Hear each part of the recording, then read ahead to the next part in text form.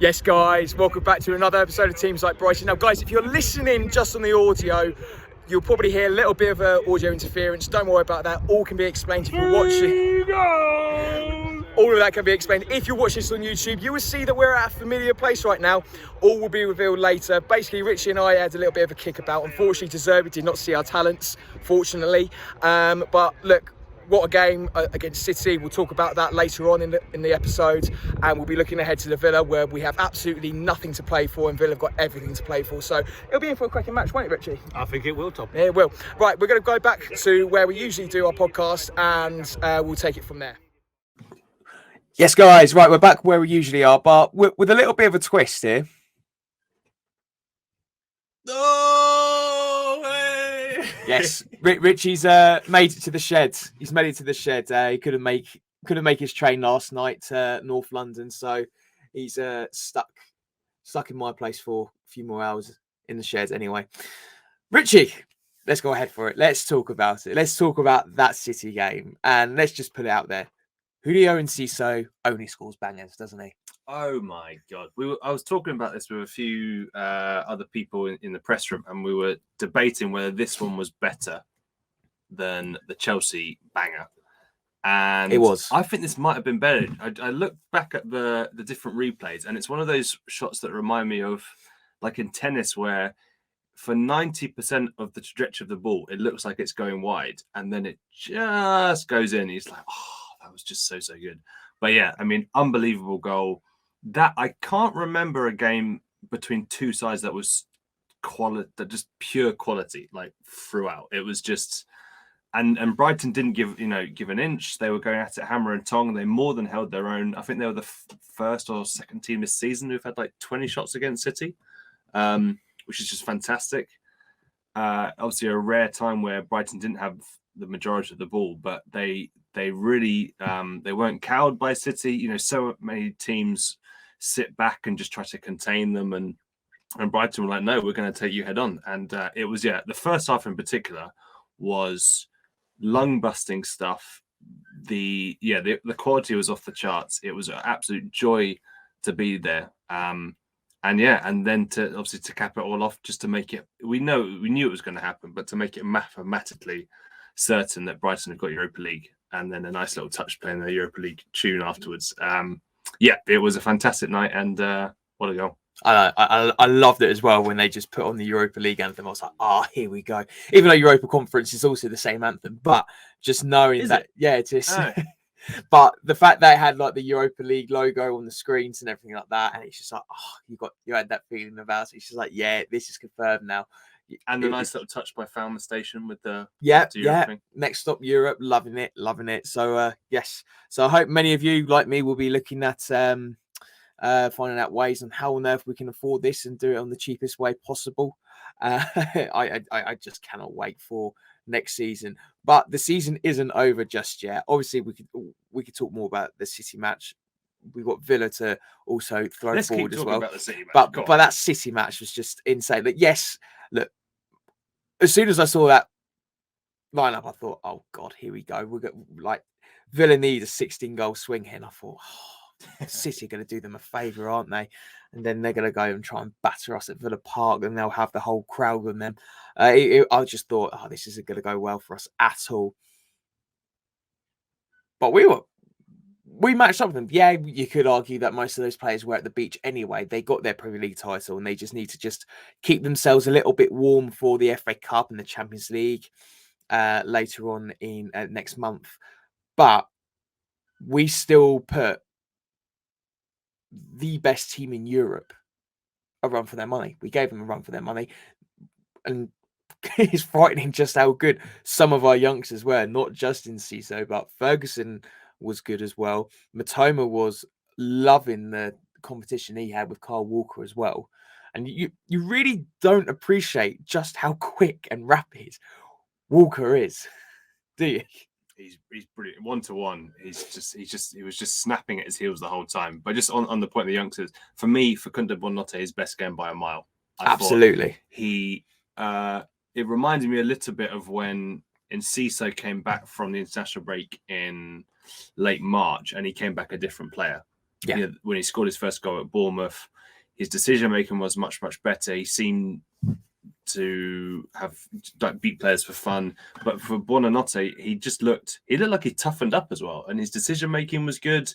He was able to go past players, and we talked about in the previous podcast how he looked a bit wasted on the right, but this was the first time where he looked really at home, and that was really good to see. I asked De Zerbi about that after the game, and he said it just, this is something that takes time, as we said, Tom. He's an 18-year-old, he's come from Argentina. It's a big culture shock, and it just practice makes perfect. But yeah, it was really good to see. And then obviously Enciso's won the goal. But one thing I wanted to ask you about, Tom, was we previously spoke about at the Newcastle game how Van Heck maybe didn't quite look up to the task for a Premier League defender at Brighton, let's say.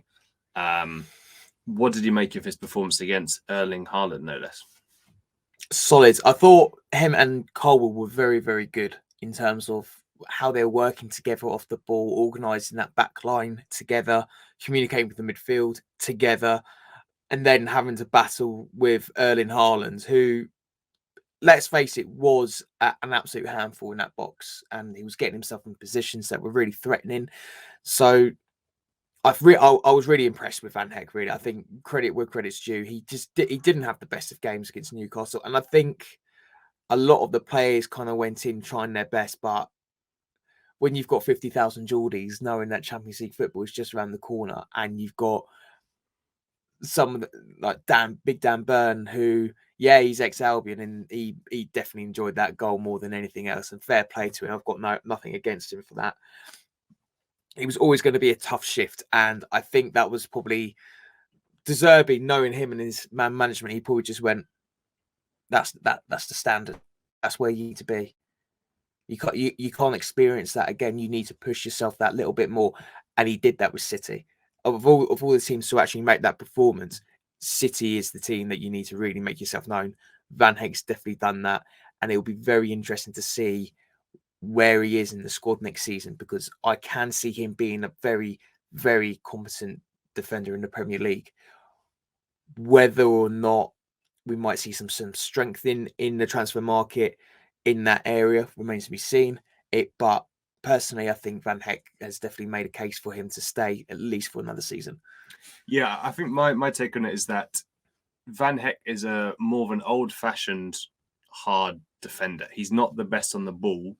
I think they showed at Newcastle, if you press him hard enough, he hasn't quite got the technical ability of a Duncan Colwill or a Webster. But he does provide something a little bit different. And when he was given a job to just essentially man mark Haaland, which is obviously a crazy tough task, he is a good, get rid of it defender type thing. Although he did actually show a beautiful bit of skill in the box with really quick feet when he, not megged, but he sort of like a flick through his legs. But yeah, so yeah, for me, that was initially I was thinking, I don't know if he's going to be good enough. I still don't think he's good enough to be starting. But yeah, it's safe with Brighton in Europe. He could maybe get some games there. I just wonder if he'll want to play regularly somewhere else. But segueing onto his teammate, there was an interview in The Athletic this week with Levi Colwill. And one of the main takeaways was that he forgot that he was a Chelsea player. So obviously he's on a season-long loan from Brighton. From Chelsea to Brighton. It does, the fans are repeatedly saying, Levi Colwill, we want you to say. Similar with a lot of players, actually. Caicedo. But it does seem maybe as if this could happen. I mean, just to caveat, obviously, he still has 2 years left in his contract. He probably would cost a hefty amount if Brighton did sign him. But I mean, he is saying that he basically says De Zerbi's like a world-class manager. He's loving the team. He's loving the celebrations. He's had a couple of things on social media that maybe hints. Could it happen, Tom? I think it should. Could? I think it should. It should happen. Do you think it could? I think it could. Okay. I think it can. It should. Shoulda, woulda, coulda, woulda. It makes sense. Like, look at where Chelsea is at the moment. They still don't know who their next manager is next season. So, he doesn't really know if he's got a future there because, well, they haven't got someone to make the decisions on the team yet. So you've got that to think of. And then you've got De Zerbi coming in, who really believes in him, who guided him. He's now officially a top 6 Premier League defender. Was Chelsea, what, 12? Yeah.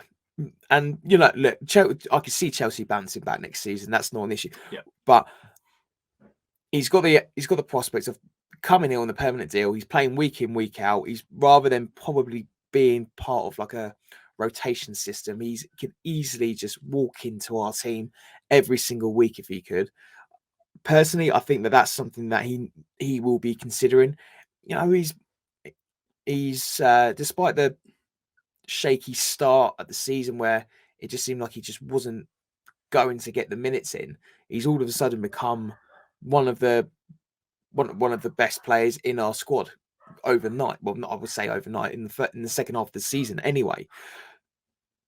It makes sense because he works so well with Dunkey. He did really well with Van Heck against City. He seems to be an absolute shoo-in. He knows exactly what De Zerbi wants and expects. De Zerbi loves him.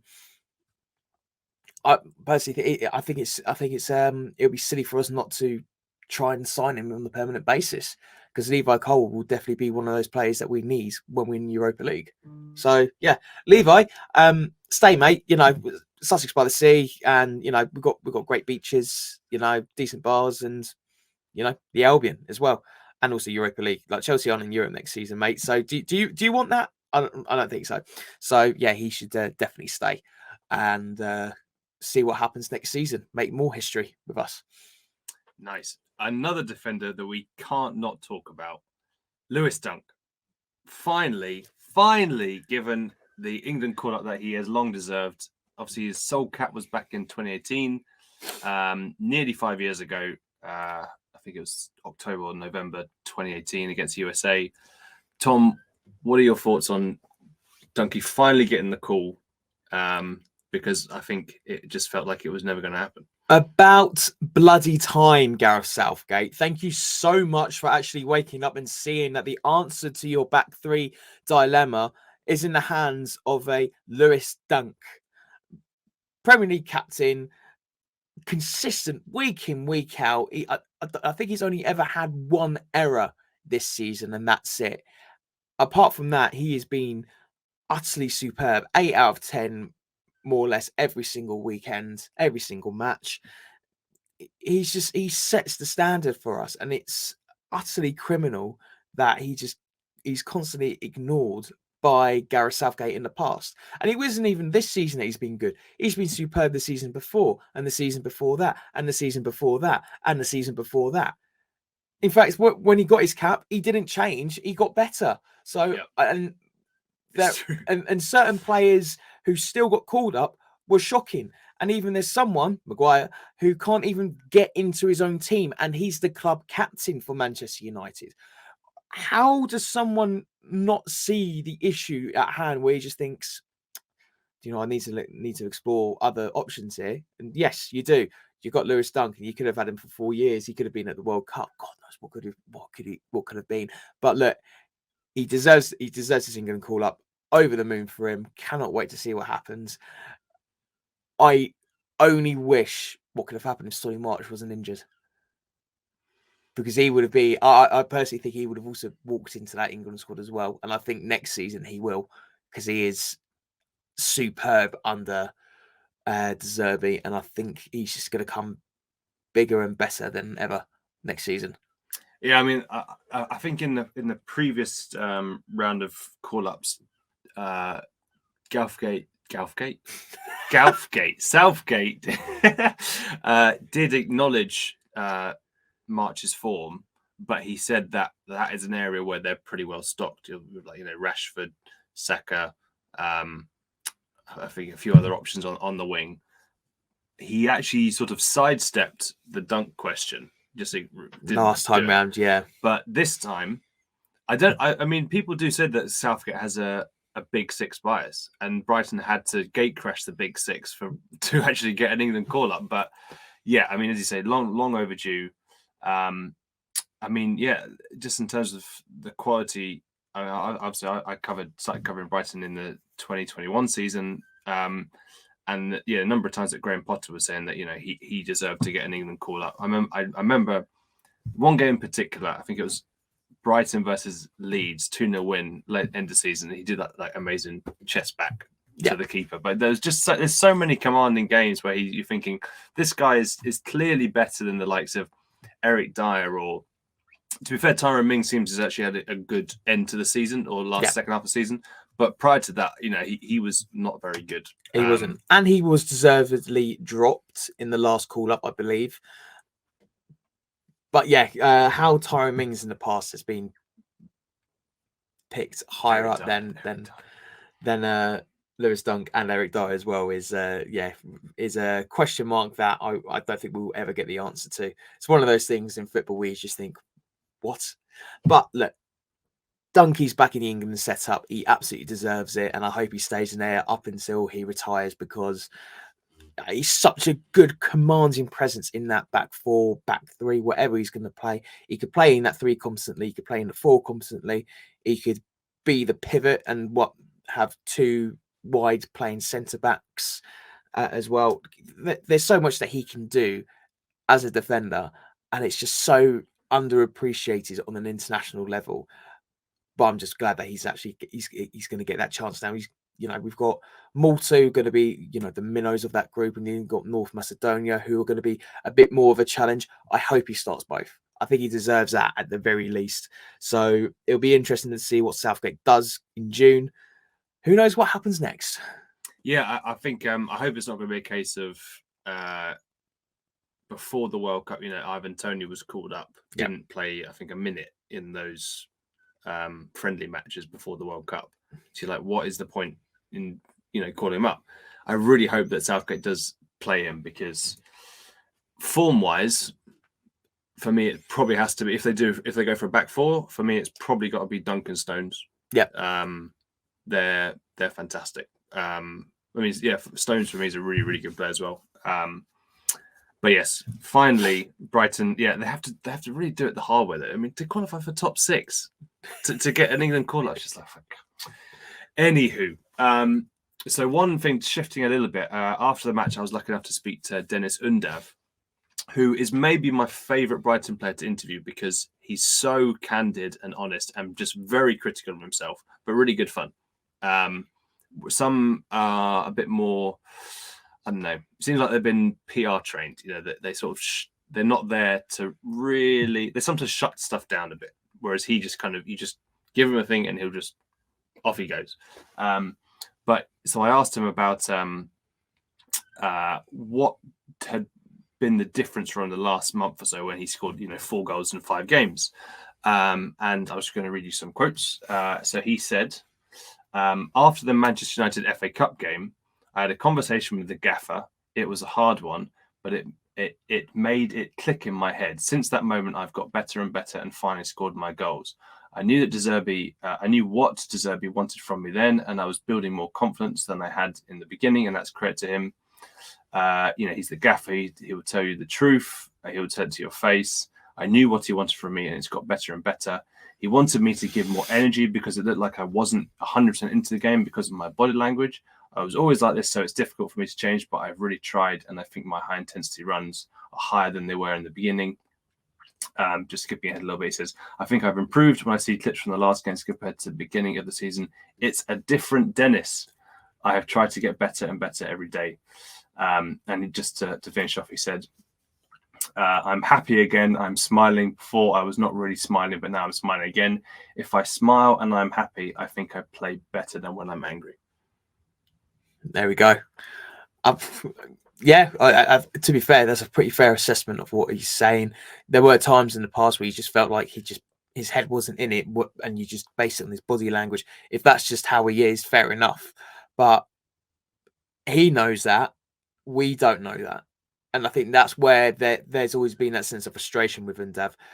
But then he comes up with absolute moments of brilliance. That brace against Wolves, the lob against Arsenal, and he's having a decent return rate in terms of in terms of games to goals ratio. So there are positive steps there, and I think now that he's got that, he's found his feet now. solid pre-season, and we've got a decent striker on our hands. See what happens next. But, fair play to him. Let's see what happens next with him. Can't wait to see this new Dennis Undav come next season. Yeah, he also said that I'm not sure if you had noticed on the TV or on the screens, but he loves the fact that the fans sing his name. Like he loves it. He does love it. Dennis, he's obviously taken the Neil Mopay "Hey Baby" song. He loves it. He was smiling away on the touchline, laughing, like waving away. It's great to see. But yeah, just on that point, I think we all realise that Evan Ferguson is the superstar. He's the one who's going to be leading the line next season. Welbeck probably second, Undav maybe third, but he still can be an important squad player. And if I think I heard somewhere that in terms of sort of Brighton's research, the kind of very stat heavy approach, Undav was one of the best finishers that they've come across. Yeah, absolutely. So if he can come on and have an impact, then sure, he offers something a little bit different. I think against Newcastle, he just really his all-round game wasn't great, but he just had a clinical touch. So yes, hopefully he can have a good pre-season with De Zerbi and kick on from there. Happy days. Let's go for it. Looking forward to it all. But it is quite interesting what you're saying there about him potentially being the third pick. And I don't think that's even a bad thing now. Like I said in the past, we've got a lot of games now to think about. There's going to be rotation. De Zerbi wants to run in the cup again. So there are going to be times where Ferguson, I think he will be leading it. I think he'll be the preferred choice, but he will be 19 years old next season. You've got to nurture that talent and nurture the development for him. That is the priority. That's why we've got Welbeck in our team. That's why we've got Undav in our team, because they're proven strikers at this level. They've got plenty of experience behind them in the form of Danny Welbeck anyway. So that's what we need to focus on and just get that rotation going as smoothly as we possibly can. And Enciso and Buonanotte can play in that sort of like number 10 fluid second striker role as well. There are plenty of options and plenty of different approaches that De Zerbi can do, and he has done. It'll be exciting to see what happens next and how he sees the squad next season. But yeah, I think now it's time to move on to the Villa match. Now we'll talk very briefly on this because we do have a chat with Ashley Preece over at BirminghamLive about all things Villa, because they have everything to play for. We have absolutely nothing, which is glorious. I was so worried when we had to play at Villa because we're not going to get a result at Villa Park. I will be very, very impressed. That's not because I've got any doubts in the club, but we're at the beach now, literally at the beach, and Villa will be keen to secure a place in Europe after such a incredible turnaround under Unai Emery. Yes, he's done a fantastic job. When Steven Gerrard was sacked, they were around the relegation places, and now they're 7th. So not quite good enough to get Europa League, but yeah, I mean the turnaround is unbelievable, and you just think if he had the whole season, crikey, like what could they have done? Because they literally came out of nowhere to the point when they were 5th, I think, for a little bit, and then they've had a couple of not so good results of late. But yeah, he's got them playing really, really well. Obviously, they did beat Brighton 2-1 at the Amex back in November. And yes, it should be a really, really tough game. I wouldn't even be surprised if just because Brighton can keep on surprising and delivering, I wouldn't even be surprised if they get a result. But just before we go to Ashley, there was De Zerbi was asked about the Villa game, and he said Villa will be another very tough game. They deserve to achieve Europe over Tottenham. Well, I didn't actually say over Tottenham Brentford, because that's just they have a lot riding that, because Aston Villa are a point ahead of Spurs, 2 points ahead of Brentford. Brentford could overhaul them all. That would be quite funny.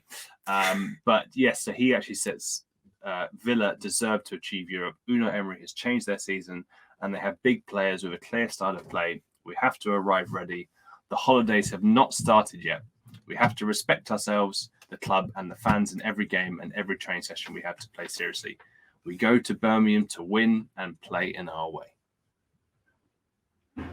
Played well said. Once again, I got you got no criticism for what De Zerbi has to say, really, can you? No, you can't. He just says all the right things at the right time, which is great. Look, I think that really that's all needs to be said. Just a quick thing. Should we explain why we were at the Amex yesterday? All could be revealed later on. Just make sure you subscribe to the YouTube channel, guys, on Teams Like Brighton, and you'll get to see exactly what. Yeah, I'm not letting them know just yet. But look, right now we'll go and pass over to Ashley Preece, who will be talking about all things over at the Villa end and how significant of a match this will be for them and their season. So we are delighted to be joined by Ashley Preece, BirminghamLive's best reporter going, covering the Villa. Ash, how are you doing today? Yeah, I'm all well, mate. So you got the press conference later, and then all eyes on Sunday. Huge game for Villa. For Brighton, I just hope you just don't turn up really, and just have a walkover, and the job's done. So Villa get in Europe. So looking forward to Sunday. Yeah, Brighton, and yeah, you're on the beach, ain't you? So everyone's on holidays for you, isn't they? Surely. Well, I mean, De Zerbi did say basically we're not on the holidays yet, so we shall see. But obviously, Aston Villa did beat Brighton back at the Amex before the World Cup in November. If we just before we get to the game this Sunday, how has Emery transformed a team that was just above the relegation zone to one that's now challenging for Europe? Yeah, many reasons really, Rich. It's basically he's galvanised everyone. He makes everyone feel a part of the project, basically. Even the squad players who aren't playing, everyone's dialed in. Leon Bailey was speaking this week, the Villa winger. He was saying, I can't believe the turnaround when Gerrard left and when Emery took charge and how it is now. Just elite level manager. De Zerbi's the same, I believe, and just there's levels to this management game, I think, and Emery's certainly one of the best in the world for me. Quick turnaround, like you've said, in 7 months to get Villa where they are now has been pretty incredible. But style of play, tactically, it's been incredible. It's similar to what Brighton do, build out from the back, but very patient, not rushing, not all gung-ho and a million miles an hour. Emery says 90 minutes is a long time in football. Take your time, work through the thirds. So it's very similar to what Brighton style of play. And what De Zerbi's doing down there. So, real recognise real. De Zerbi speaks highly of Emery, and Emery loves Brighton, mate. He watches them all the time, and he gets asked about watching football and who'd you rate. Brighton's always his number one team. He loves Brighton, Emery does. There'll be a big embrace on Sunday, I believe. But yeah, Emery's turned it around massively, and he's just a good manager, good style of play. He's the players are all focused. The players are delivering for him. And that wasn't the case under Gerrard. I think Gerrard burnt some bridges too soon. And yeah, it's just one of them things. And Emery's man management has been fantastic. And let's talk about the absolute turnaround as well in the Premier League table too. When Gerrard left, there were talks of another relegation battle. Now you're on the cusp of actually getting European football back at Villa Park. Did anyone really see Emery being able to actually get such a quick turnaround in place at Villa Park? Not at all. I mean, we'd have snapped your hand off for a top 10 finish, to be honest. The fact we're in 7th now, going into the final game, is pretty extraordinary. Villa fans, myself included, probably a bit greedy now. We want that Conference League. We want Europe, whereas, if you had asked me this a few weeks ago, I said, just give me 10th. Good season, that is brilliant. But now we're 7th. It's so close. We just need to better the result to Brentford and Tottenham on Sunday and just get the job done. So, yeah, I mean, the fact we're talking about European football, it's quite silly, to be honest with you. I was at Craven Cottage back in October. Gerrard being booed off, 3-0, getting hammered by Fulham 3-0. And, yeah, relegation was on the cards. It really was. The players were poor.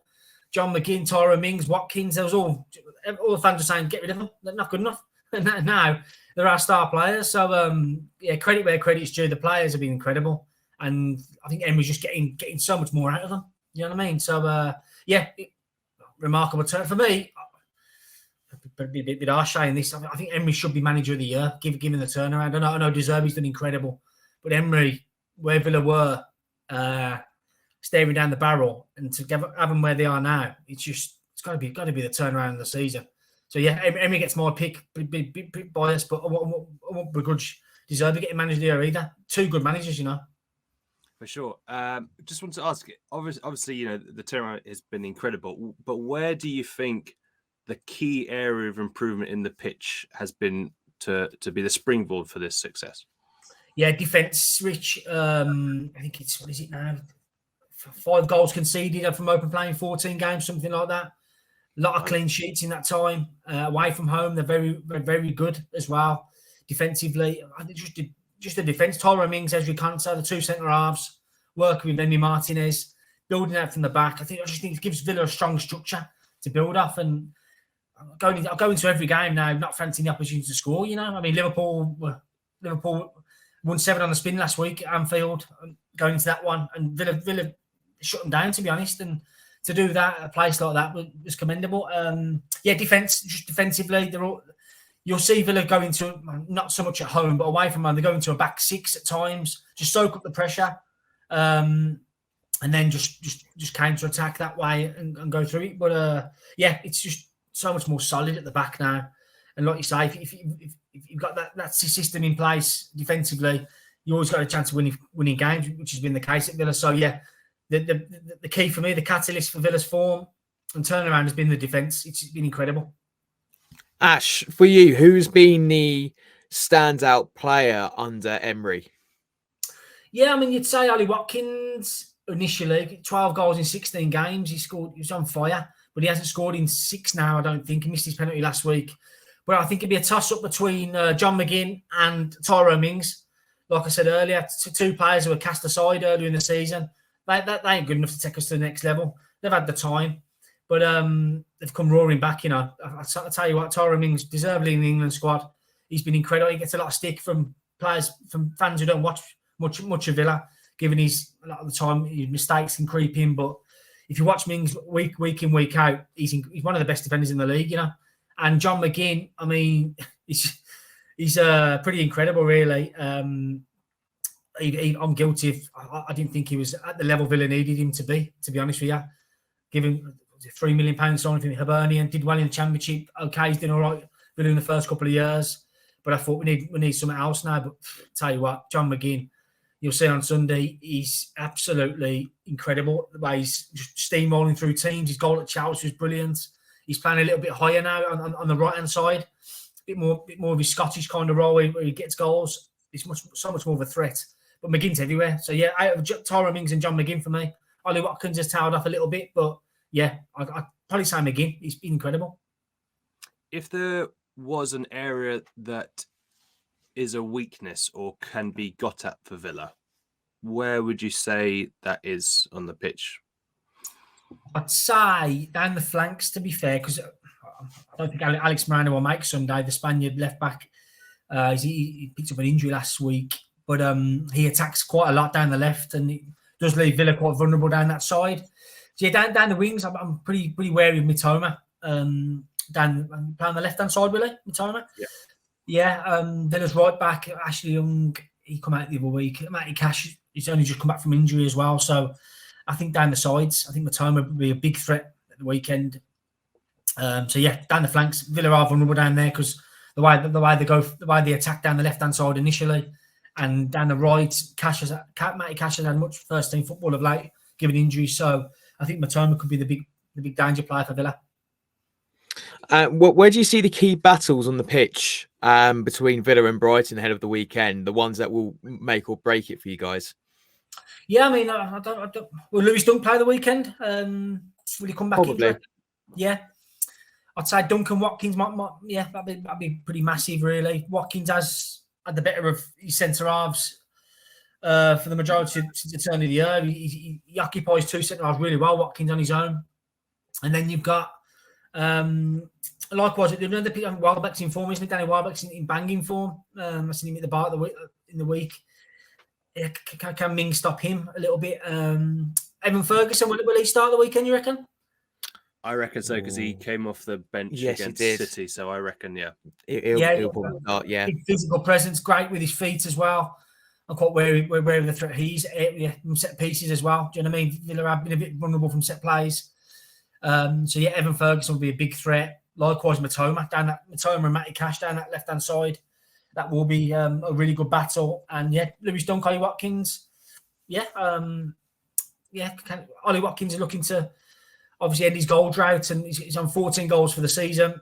That's his best tally, so he's looking to break his 14 goal record for a Villa season. So Lewis Dunk could be try and keep him out. Just looking a little bit further ahead, how important, I guess, for Villa is it to get this Conference League spot in terms of attracting players, and just in terms of the summer, is it likely to be some big money signings made to really push on? Yeah, I'm intrigued to see what Brighton do, to be honest, as well. Brighton are very clever in the market. I've got to commend them for that. But yeah, Villa will go big. Villa will be bold in the Conference League. It's more revenue, isn't it, as well? I think it's in the TV alone is £20 million, and then you got your gate receipts, and so it's going to be a money spinner. It's going to be huge. It will help with transfers, Villa stadium development. But yeah, in terms of the summer market, Villa will go big. It's Emery's first full season in charge. Villa want to be.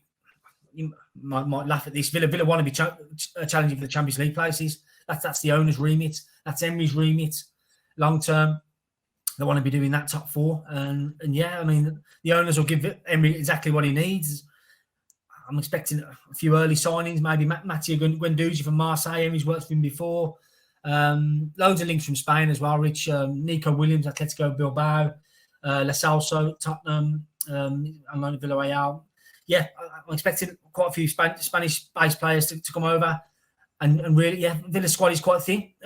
We need to beef it out with a bit of quality. Villa will be fighting hard on four fronts next season, hopefully, with Europe as well. So yeah, Villa will be big players in the summer market. The only problem you've got your Newcastles, Liverpool will come again. Chelsea probably will spend big again as well. Yeah, Brighton will pick out the gems, won't they? Brighton will pick out the best signings as per. So yeah, we'll be watching Brighton's transfer activity with Emery, I think. Yeah, you've touched on it for next season. Obviously, Chelsea have been hands down the most underwhelming side going. Liverpool just haven't really hit the mark as much as they should have done this season. Tottenham are just Tottenham. So can we? Do you reckon there's going to be an absolute dogfight for European places next season, or do you think it's going to be a case of a few of us battling for the last scraps almost? Or can you really see another change in the whole of the top six system again? Yeah, it's going to be interesting to see how Brighton and Villa, hopefully, touch wood, manage their European fixture list. Do you know what I mean? It will be quite relentless. Thursdays, Sundays, Saturdays, a lot of games. How will they manage that? We need to get the squads ready for that. But yeah, next season, Emery says there's a top 8 now. There's no such thing as a top 6. There's a top 8 at least. And yeah, I'm intrigued to see what clubs you mentioned do. Tottenham, in a mess right now. But yeah, I think it'll be a real dogfight. I really do. I think it could be the most competitive season ever, given what Brighton are doing. I mean, I'm impressed with Brentford as well. Brentford have been incredible this season. Villa will come again. Newcastle are strong now. Man U will want to challenge for the title, no doubt. What will Arsenal do? Man City will be Man City again. They'll be there to be chased down. Yeah, I think it will be really competitive. Best league in the world, as we all know. Yeah, clubs like Wolves and that. Do you know what I mean? What will they do? Palace have had a decent season. Anyone beats anyone, you know that. Yeah, so I couldn't try and predict next season's table at all. Do you know what I mean? So it's just see what Brighton and Villa do. Should Villa get Europe? How they manage that? That'd be interesting. We've seen the tail off West Ham have had this season, given their European involvement, and Brighton and Villa will be looking to avoid that. And you mentioned predictions. I'm going to put you on the spot, Ash. What is your prediction for Sunday's game at Villa Park? Sunday, I think Villa will be 3-0 up at half-time. They're going to go for it. They're going to go for it. I think Brighton, yeah. I've just seen it now. Yeah, I can see it. Villa was storming out the blocks. It's a big day at Villa Park on Sunday. It should be a carnival down there because European football, Villa haven't had it in 13 years. And given the turnaround, given the efforts, the players, the management, the fans are buzzing for it. So Villa will come flying out the blocks. I really believe that. Emery likes to win games in 45 minutes. He said that last week at Liverpool with Villa 1-0 up there. He said we tried to win the game in the first half and then try and just see it out. So I'm expecting a rapid start by Villa. 2-0, 3-0 half time. I can see Brighton, nothing to play for. waste of time, to be fair. I think De Zerbi might make some changes. Their work is done. But Villa have everything to play for. Knowing Tottenham are at Leeds. Brentford could beat Man City. Man City's season's done really enough. And yeah, Villa need to win on Sunday. So, yeah, it's one game it's a one game playoff kind of thing for Villa. Emery's good at these knockout kind of final kind of games. And yeah, I can't see anything but a Villa win. Specifically, 3-1, 3-0? Yeah, I think I'll go 3-1. I think Brighton might nick one at the end, given Villa already over the line. But yeah, I'll go 3-1, home win. Brighton won't care. They're after Europe. Villa after Europe. De Zerbi and Emery hugging each other at the end. Yeah, I'm all for it. Yeah, I can see it being 3-1 Villa. Yeah. We're at the beach, guys. It doesn't matter. Yeah. Job's done for us. That's all. Do you know? It was the worst feeling I just felt a couple of weeks ago. It's going to go to the wire. It's going to be like the last place in Europe decided at Villa Park. And I thought Villa are going to win 17-0. Yeah, it was something silly like that. Match fixing scandal at its finest there with that result. But yeah, I just had this feeling like, it's going to be the last game of the season. The winner takes it all. And I knew if that was going to happen, it would be the most Brighton Hove Albion thing for it to happen. And Villa get it. I really thought, but job done on our end. And yeah, I want to because I just don't want Tottenham. I'm still bitter of that away win and that VAR nonsense. Not that I'm petty. That's bad. Yeah.